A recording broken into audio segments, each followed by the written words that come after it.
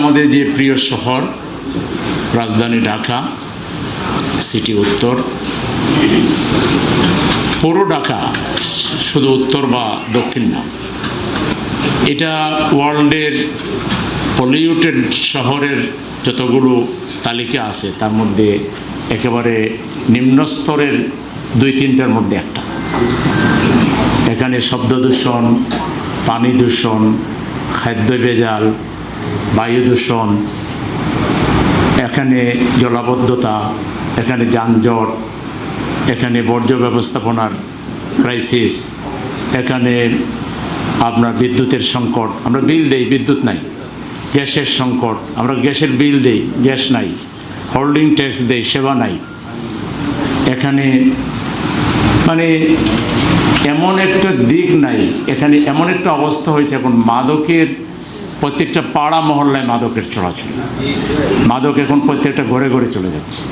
এটা কোথাও গিয়ে কিনতে হয় না, ফেসবুকে অর্ডার দিলে একেবারে বাসায় আপনার রুমে পৌঁছে যাচ্ছে। আপনি আমি জানি না, কিন্তু যারা জানবার তারা ঠিকই জানে। একজন বলছে পার্লামেন্টে মহিলা একজন এমপি যে সব কিছুতে খাদ্য ভেজাল আছে কিন্তু মাদকে কোনো ভেজাল মুক্ত মাদক। এই যে সার্বিক পরিস্থিতি, নারীদের নিরাপত্তা নাই, পুরুষেরই বা নিরাপত্তা কোথায়?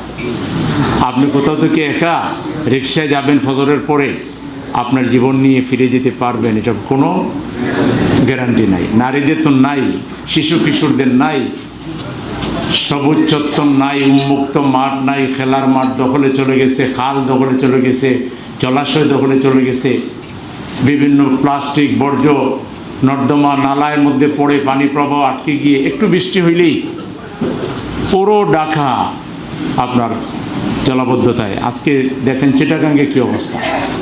চিটাগাং শহরের 127টা প্লেসে মানুষ পানির মধ্যে ভাসতেছে। এইটা ঢাকায়ও কিন্তু হবে।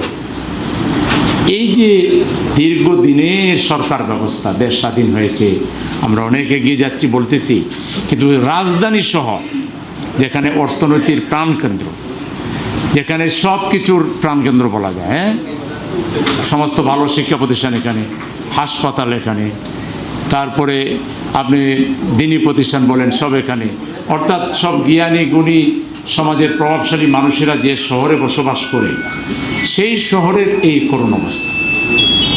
তো এই অবস্থার পিছনে মূল কারণ হলো আসলে এটা বদলাবার জন্য যে মেন্টালিটি সম্পন্ন, যে ধ্যান ধারণা সম্পন্ন, পজিটিভ চিন্তা চেতনা, মানুষের প্রতি দায়বদ্ধতা, মানুষের প্রতি ভালোবাসা, মানুষের প্রতি আন্তরিকতা এবং আল্লাহর সন্তুষ্টি, আখিরাতের ভয়, মানুষের ক্ষতি হলে আমাকে আল্লাহর সামনে দাঁড়াতে হবে, আমি যদি কারো হক নষ্ট করি, আমার অযোগ্যতার কারণে যদি কারো হক নষ্ট হয়, এই জন্য আমাকে রব্বুল আলামিনের কাছে জবাবদিহি করতে হবে, এরকম অনুভূতি সম্পন্ন মানুষদেরকে আমরা সমাজে এখনও সব জায়গায় বসাতে পারিনি। এই যে এমপি সাহেব বলে গেল, এমপি সাহেবরা ঢাকায় কিন্তু খুব বেশি নাগরিক সেবার কাজে তারা ভূমিকা রাখতে পারেন না। তাদের যে ফান্ড, কিছু ফান্ড মসজিদে, মাদ্রাসা, স্কুলে বিভিন্ন জায়গায় বন্টন করে দিতে পারবে, কিন্তু জলাবদ্ধতা দূর করার জন্য এমপি সাহেব কোনো ভূমিকা রাখতে পারবে না, যানজট নিরসনের জন্য এমপি সাহেব কোনো ভূমিকা রাখতে পারবে না। আপনার হোল্ডিং ট্যাক্স বা আপনার সেবাগুলো, ধরেন এতগুলো সেবা, জন্ম নিবন্ধন, মৃত্যু নিবন্ধন, হোল্ডিং ট্যাক্স, ট্রেড লাইসেন্স, এই জাতীয় আপনার বিদ্যুৎ বিল, গ্যাস বিল, পানি বিল, এটা সেটা যেগুলো আছে নাগরিক সেবা, একটা সমন্বিত অ্যাপের মাধ্যমে, একটা মাত্র অ্যাপের মাধ্যমে আপনি এটাতে ঢুকে সব কিছু আপনি করতে পারবেন। পুরো নগর প্রশাসনকে পেপারলেস করে দেওয়া সম্ভব, কোনো কাগজপত্র থাকবে না। আপনি ঘরে বসে আপনি কোনটা করতে চান আপনি ঢুকবেন, দিয়ে দেবেন, এটা মুহূর্তের ব্যাপার। কিন্তু এগুলো করবে না কেন? এগুলো করলে তাইলে তাদের যে উদ্দেশ্য, তাদের যে আখের গোছানোর যে মানসিকতা, এইটা এই পকেট তো আর গরম থাকবে না।